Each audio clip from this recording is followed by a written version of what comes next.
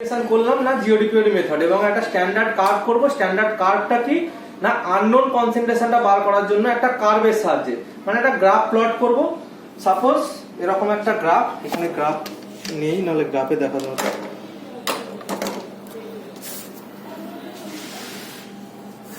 এটা যদি একটা গ্রাফ বলি, concentration of glucose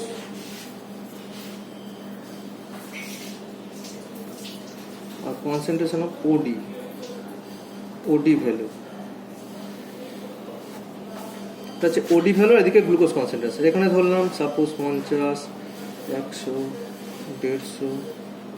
200, 250, 300, OD 0.01, এটা হচ্ছে 0.1, 0.2, 0.3, 0.4, 0.5, 6,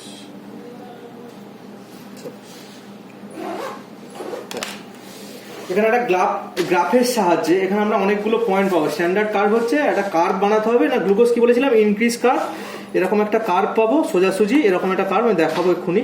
একটা কার্ভ পাবো, সেই কার্ভের সাহায্যে কোনো একটা আননোন কনসেন্ট্রেশন যার ভ্যালু আমরা জানি না, একটা আননোন কনসেন্ট্রেশন বার করবো একটা নোন স্ট্যান্ডার্ডের সাপেক্ষে। নোন স্ট্যান্ডার্ড বলতে একটা নোন ভ্যালু, স্ট্যান্ডার্ড সেটা যার ভ্যালু আমরা জানি।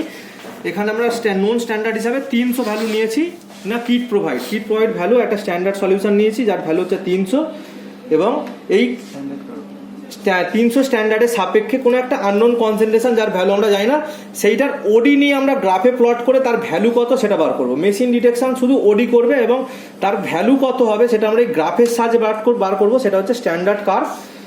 এই স্ট্যান্ডার্ড কার্ভ বার করতে গেলে আমাকে কি করতে হবে না, একটা সিরিয়াল ডাইলিউশন করতে হবে না। স্ট্যান্ডার্ড সলিউশনটা নিচ্ছে একটা 300 স্ট্যান্ডার্ড নিয়েছে, এই স্ট্যান্ডার্ডটাকে সিরিয়ালি ডাইলিউশন করবো। সিরিয়াল ডাইলিউশন কি দিয়ে করা হয় না, ডিস্টিল ওয়াটার দিয়ে একটা ডাইলিউশন করা হয়ে থাকে। সেজন্য আমি এখানে একটা লিখে নিয়েছি T1, T2, T3 এবং T4, T5, 5টা সিরিয়াল ডাইলিউশন। আমরা 5টা পয়েন্ট পাবো।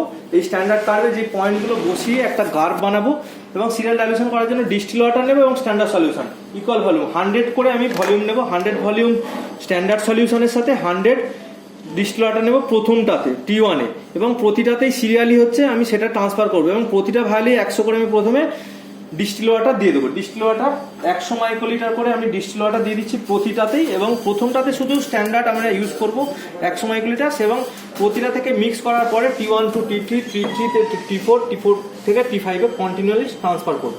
এটা দেখাচ্ছি ধীরে ধীরে। ফার্স্ট আমি 100 মাইক্রোলিটার করে আমি 100 মাইক্রোলিটার পিপেট 100 মাইক্রোলিটার করে আমি T1 এ দিয়ে দিলাম ডিস্টিল ওয়াটার, 100 মাইক্রোলিটার আমি T2 তে ডিস্টিল ওয়াটার দিয়ে দিলাম। সিরিয়াল ডাইলিউশন এটা।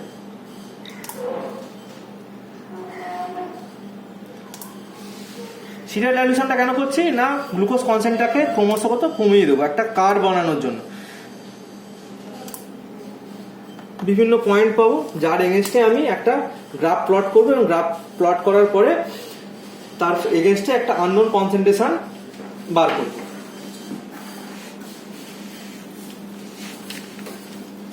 আচ্ছা, ডিস্টিল ওয়াটার 100 মাইক্রোলিটার দিয়েছি এবং স্ট্যান্ডার্ড সলিউশন থেকে স্ট্যান্ডার্ড 300 বলেছিলাম, এই স্ট্যান্ডার্ড 300 এর ভ্যালু এখান থেকে 100 মাইক্রোলিটার তুলে নিলাম। তুলে নিয়ে ফার্স্ট T1 এর মধ্যে মেশাবো ভালো করে।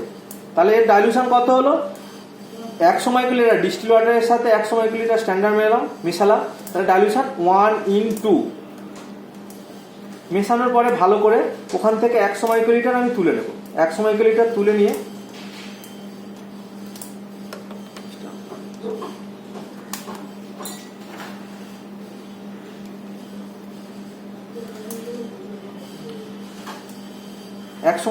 তুলে নিয়ে আমি T2 তে দেবো।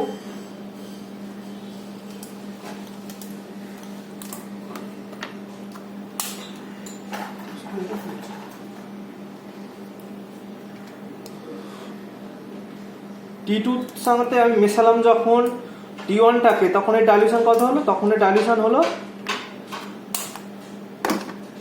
1:4।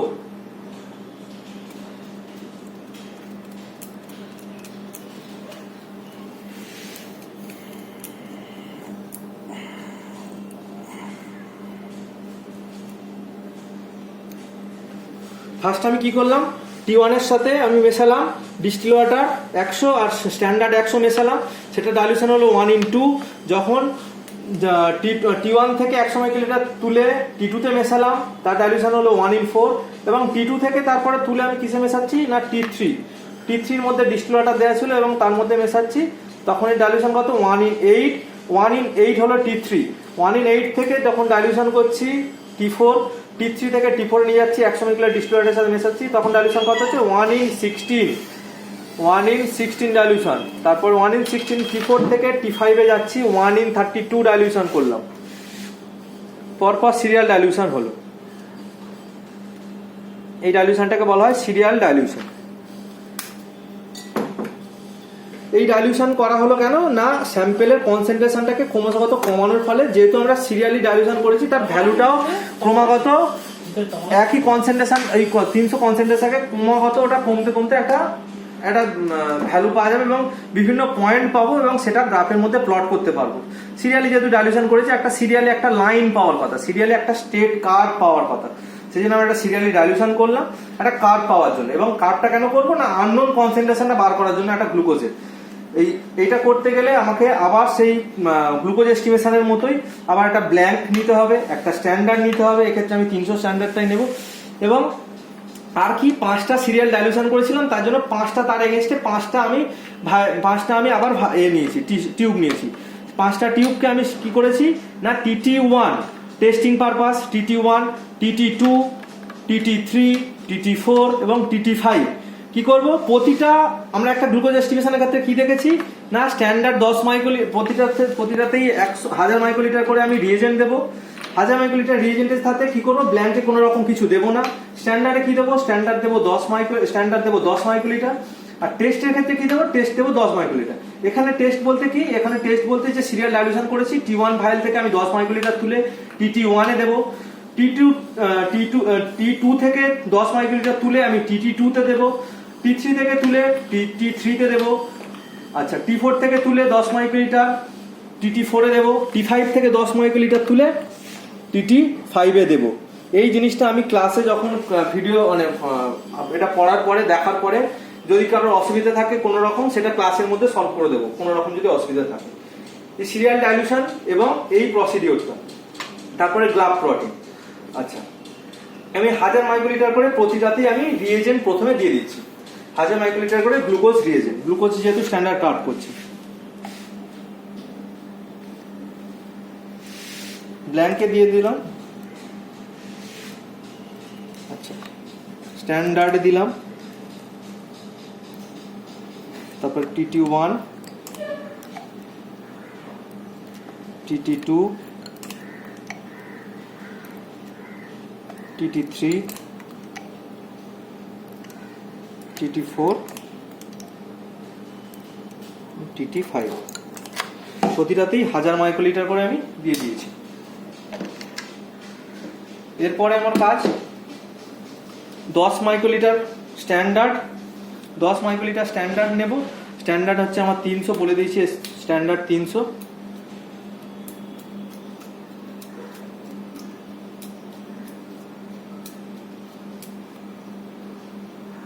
দশ সিলেক্ট করেছি, 10 সিলেক্ট করার পরে 10 মাইক্রোলিটার স্ট্যান্ডার্ড সলিউশন, যার ভ্যালু 300 জানি, স্ট্যান্ডার্ডটা 10 নিলাম।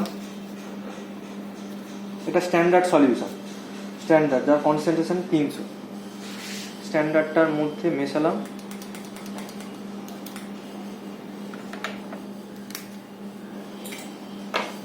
এরপরে কি করব না টেস্ট, T1 থেকে 10 মাইক্রোলিটার তুলবো, তুলে তার ওডিটা মাপার জন্য আমি কি করব, টেস্টের রিয়েজেন্টের সাথে মেশাবো। সেটা কত না TT1 এর মধ্যে দেব, TT1 যেটা ভাইল সিলেক্ট করেছি তার মধ্যে মেশাবো।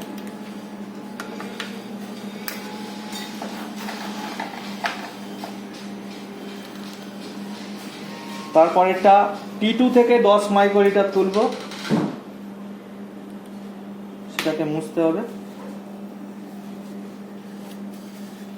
কোথায় দেব না TT2,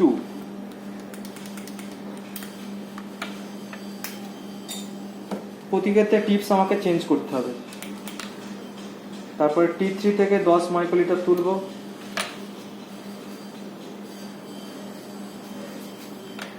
TT3 তে দেব,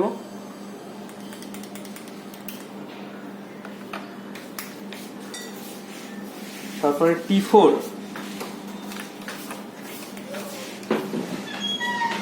T4 থেকে 10 মাইক্রোলিটার তুললাম, T4 থেকে তুলে 10 মাইক্রোলিটার TT4 এর মধ্যে দেব।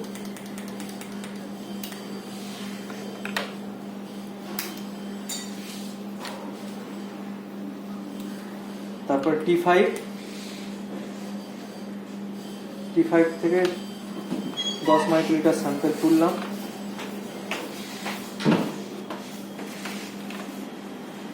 TT5 এর মধ্যে 10 মাইক্রোলিটার মেশালাম। একটা জিনিস লক্ষ্য করতে হবে, যেখানে কনসেন্ট্রেশনটা সবচেয়ে বেশি, কত না স্ট্যান্ডার্ড আমরা 300 ইউজ করেছিলাম, তার কনসেন্ট্রেশনটা সবচেয়ে বেশি। এখানে আমরা সিরিয়ালি দেখাতে পারবো, দেখছি এখানে আমরা দেখছি এটা কি ব্ল্যাঙ্ক, ফার্স্ট হচ্ছে এটা ব্ল্যাঙ্ক, এটা স্ট্যান্ডার্ড আমরা ভ্যালু নিয়েছিলাম 300, এবং তারপরে এটা সিরিয়ালি ডাইলিউশন করেছিলাম, 300টাকে ক্রমাগত ডাইলিউশন করেছিলাম, হাফ ডাইলিউশন, তারপরে আবার ওটাকে হাফ করেছিলাম, কন্টিনিউয়াসলি ডাইলিউশন করে গেছি। তাই কালারটাও সেক্ষেত্রে যেহেতু 300 কালার আর এটা হচ্ছে হাফ, তার হাফ 1/2, তারপরে 1/2 ডাইলিউশন করেছি, তার কালারটা আরও কমেছে, 1/2, তারপরে আবার ডাইলিউশন 1/4 করেছি, সেটা আরও কমেছে। ক্রমাগত সেই ডাইলিউশনটা করার ফলে কালারটা ক্রমাগত সেটা কমতে থেকেছে, এবং এটা 10 মিনিট আবার ইনকিউবেশন, যেমন তারপরে এটার ওডি নেওয়া হবে, ক্রমাগত কালারটা সেটা লাইট হতে থেকেছে, কেননা ওটা সিরিয়ালি ডাইলিউশন করেছি ডিস্টিল ওয়াটারের সাথে, তার কনসেন্ট্রেশনটাকে কমিয়েছি একটা কার্ভ পাওয়ার জন্য। এবার আমরা 10 মিনিট ইনকিউবেশনে দিচ্ছি। একটা এক্ষেত্রে আননোন টেস্ট, যার আননোন কনসেন্ট্রেশন বার করবো, ওইটা দেওয়া হয়নি। আননোন কনসেন্ট্রেশনটা বার করার জন্য তার একটা আননোন টেস্ট টিউব লিখেছি, ইউ টেস্ট, আননোন টেস্ট, মানে যার একটা আননোন একটা ভ্যালু নেবো, আর একটা পেশেন্টের স্যাম্পেলে তার রিপোর্ট কত আছে সেটা দেখবো। তার জন্য একটা রিয়েজেন্ট এবং আননোন টেস্ট এবং একটা ভ্যালু নেব, যার একটা স্যাম্পেল কোথায় লাগবে, স্যাম্পেল আনলাম কতগুলো, আননোন কনসেন্ট্রেশন একটা নিয়ে এসেছি, আননোন টেস্ট, আননোন একটা স্যাম্পেল, যার আমরা 10 মাইক্রোলিটার নেব। সেম 10 মাইক্রোলিটার নিলাম, নিয়ে ওটাকে মুছবো এবং ইনকিউবেশনে দেব ওই টেস্টের সাথে। এর কনসেন্ট্রেশনটা বার করব। এর কি করে বার করবো না, একটা ওডি নেব, ওডিটা নিয়ে তার এগেনস্টে আমরা ওই স্ট্যান্ডার্ড কার্ভের এগেনস্টে এর ভ্যালুটা বার করবো, কোনো রকম ক্যালকুলেশন ছাড়া, ওই স্ট্যান্ডার্ড কার্ভের প্লট করে তারপরে ওডি 10 মিনিট হয়ে গেছে। এরপর আমরা টেস্ট করব, টেস্ট করে তার ওডি বার করবো এবং গ্রাফের মধ্যে সেটা প্লট করব। কি করবো, ফার্স্ট আবার ব্ল্যাঙ্কের ওডিটা নেব, কত মিলিমিটার, 546, 546 মিলিমিটার সেট করা আছে, ব্ল্যাঙ্ক সেট করব। অ্যাবজর্বেন্সে গেলাম, 546, 0 দিয়ে কনফার্ম করলাম, করার পরে ওটা ব্ল্যাঙ্ক সেট করতে হবে, ব্ল্যাঙ্ক দিয়ে ব্ল্যাঙ্কটা সেট করলাম, 0 সেট করলাম।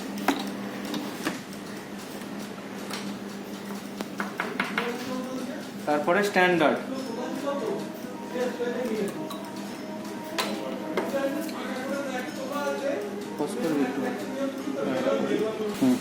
স্ট্যান্ডার্ডটা নিয়েছি, স্ট্যান্ডার্ডটা নিয়ে এবারে স্ট্যান্ডার্ডের ওডিটা মাপবো।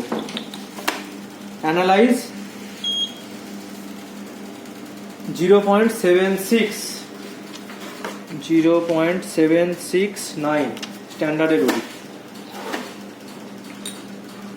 এরপরে কি নেব, TT1 এর কত ওডি সেটা দেখবো। TT1টা নিলাম,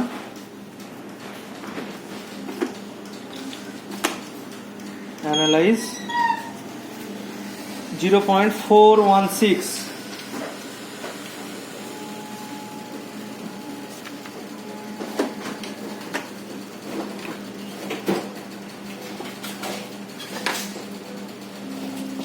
ক্যালিব্রেশন হয়েছে, ক্যালিব্রেশন হয়েছে। তারপরে TT2, টিসিপি আছে না, আর টিপিও তো পাস হয়ে গেছে, কিন্তু এসেছে 81। TT2 অ্যানালাইজ 0.199, রেঞ্জ কত, কিসের রেঞ্জ? ওই টিপিও কন্ট্রোলার এগুলো চালাইনি, দুটো রেখে দিয়েছি।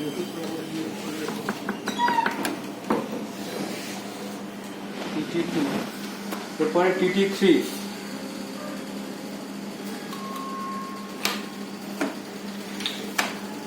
অ্যানালাইজ TT3 রোডি 0.098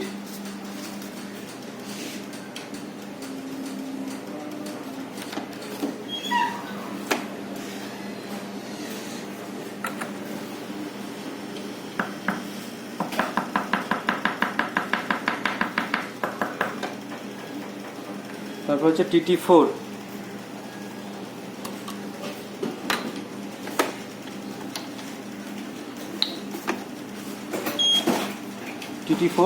ওডি 0.050 ভালো দিয়েছে, খুব কাছাকাছি।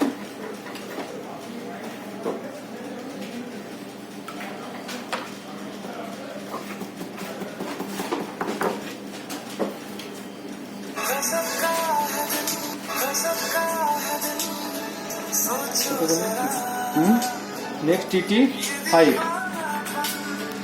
এর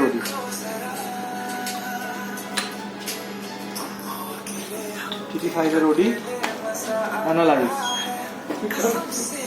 0.021 TT5।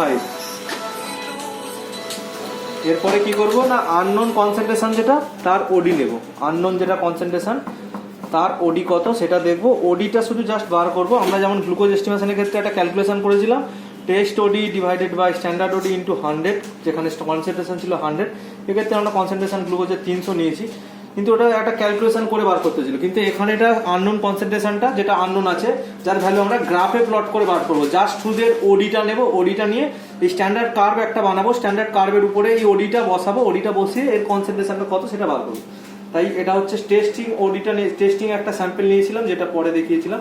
এই টেস্টিং যেটা স্যাম্পল ছিল তার ওডিটা মাপ।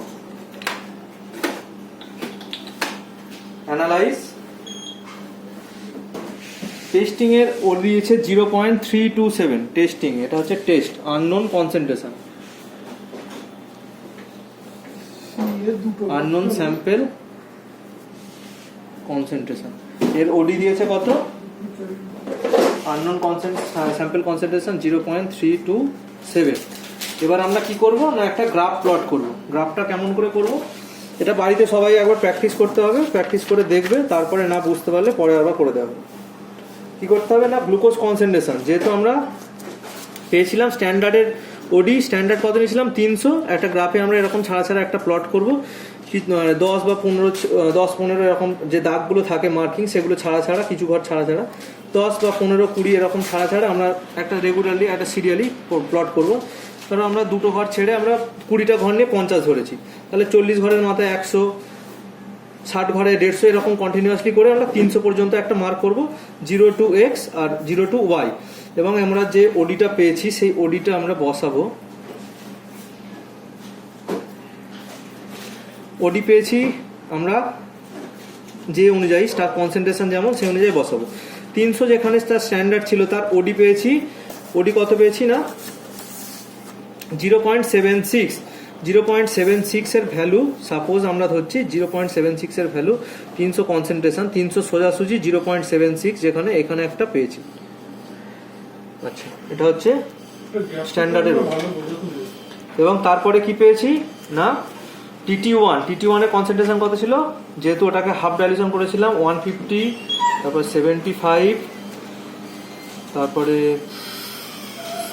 75 পরে 34, 70, এটা 08 সামথিং। তাহলে 150 সোজাসুজি মানে 150 যার কনসেন্ট্রেশন, তার ওডি কত পেয়েছি 0.41 এখানে একটা পেয়েছি।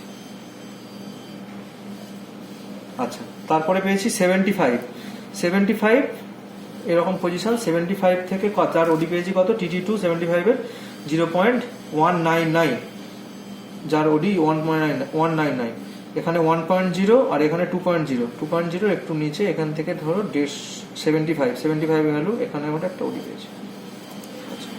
তারপর হচ্ছে 34 তার ওডি কত পেয়েছি 0.05, এখানে ধরে 0.05 এইটা ধরো ওডি পেয়েছি 34 এর ভ্যালু। এবং তারপরে পেয়েছি কত 17 এর ওডি 0.05 পেলাম, আর 008 যার ভ্যালু তার ওডি পেয়েছি 0.02 এই পজিশন একটা OD পেয়েছি।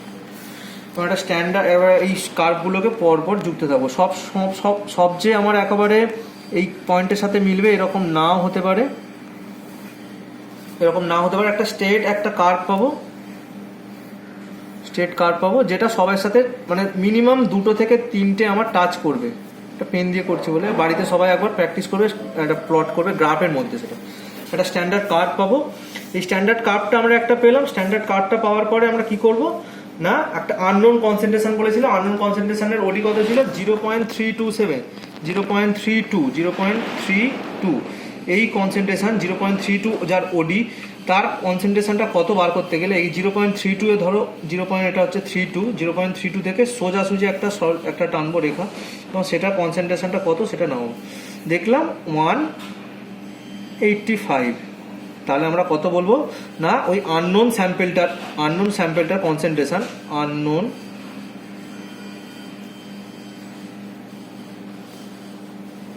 স্যাম্পেল কনসেন্ট্রেশন কত, বা আননোন স্যাম্পেলের ভ্যালু যদি বলি, ভ্যালু হচ্ছে 185 সাপোজ আমরা পেয়েছি। আমরা সোজাসুজি রেখাটা টেনে যেখানে টাচ করবে আমাদের এই কনসেন্ট্রেশন গ্লুকোজ কনসেন্ট্রেশনের যেখানটায় টাচ করবে সেইটা হচ্ছে তার ভ্যালু। যেহেতু আমরা ওডি পেয়েছি, ওডি পেয়ে একটা স্ট্যান্ডার্ড কার্ভ বানিয়েছিলাম, এবং স্ট্যান্ডার্ড কার্ভের উপরে আমরা ওডিটাকে বসানোর পরে আননোন কনসেন্ট্রেশন যার ভ্যালু আমরা জানতাম না, সেই আননোন কনসেন্ট্রেশনটা বার করলাম কীভাবে, একটা গ্রাফে প্লট করে বার করলাম। যতটা বোঝাতে পারলাম, তারপরটা বাকিটা নিজেরা বোঝার চেষ্টা করবে, আর কোয়ারি থাকলে পরের নেক্সট ভিডিও বা নেক্সট ক্লাসে আমরা সেটা ডিটেলসে আরো বলে দেবো। এটা বাড়িতে সবাই একবার গ্রাফে প্লট করবে, এরকম একটা ওডি নিয়ে। যে ওডিগুলো বলেছি এই ওডিগুলো সবাই নিশ্চয়ই লিখে নিয়েছো, বা ওডিটা একবার দেখে নাও।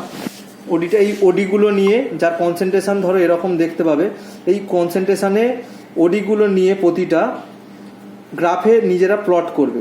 এরকম গ্রাফ যেটা দেখিয়েছি, এইদিকে এক্স অ্যাক্সিস বরাবর গ্লুকোজ কনসেন্ট্রেশন এবং ওয়াই অ্যাক্সিস বরাবর ওডিটা বসিয়ে একটা ছোট ঘরের মান 0.02 বা 0.01 ধরে 0.01 একটা ছোট ঘরের মান, এবং আমাকে প্লট করতে হবে 0.7 পর্যন্ত, কারণ এখানে আমরা 7.6 বা 0.8 পর্যন্ত, কারণ এখানে আমরা স্ট্যান্ডার্ডের ওডি 0.76 আছে। 0.8 পর্যন্ত আমাকে একটা পয়েন্ট নিতে হবে, কারণ না হলে তো আমি পয়েন্ট করতে পারবো না বা পয়েন্ট বসাতে পারবো না। 0.8 পর্যন্ত আমি পয়েন্ট নিলাম, তাহলে আমি সমস্ত পয়েন্টগুলো এই গ্রাফের মধ্যে বসাতে পারবো এবং তার কনসেন্ট্রেশনের সোজাসুজি বসিয়ে একটা